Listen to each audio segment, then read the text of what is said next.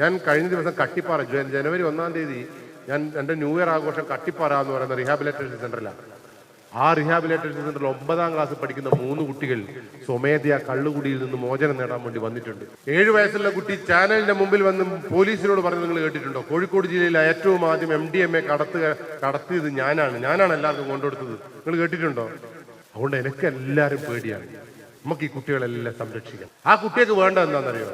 നിങ്ങൾ മക്കൾക്ക് സ്നേഹം കൊടുക്കണം.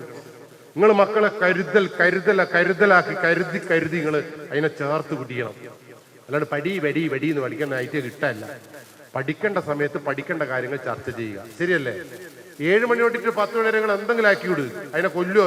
എൻ്റെ വീട്ടിലൊക്കെ വന്നോക്കെ നിങ്ങൾ 7 മണി തൊട്ടിട്ട് 8:30 വരെ കാണണം. ബുക്ക് പറക്കുന്നു, കസേല ചാടുന്നു, കുട്ടികൾ കരയുന്നു, കുറച്ച് കഴിഞ്ഞാൽ ഭാര്യ കരയുന്നു. എന്തിന് കുട്ടികൾ പഠിക്കാത്തതിന് ഓള് കരയുന്നു? എന്ത് കാര്യത്തിന്? ബാക്കി എല്ലാ സമയത്തും മനുഷ്യ കുട്ടികളായിട്ടുള്ള പരിഗണിക്കണം. വീട്ടിലെ സകല പണിയായിട്ടുള്ള കൊണ്ടെടുപ്പിക്കണം. ആ 16 വയസ്സുകാർ മനുഷ്യ കുട്ടിയായിട്ട് വളരട്ടെ, അടുക്കളെല്ലാം കാണട്ടെ.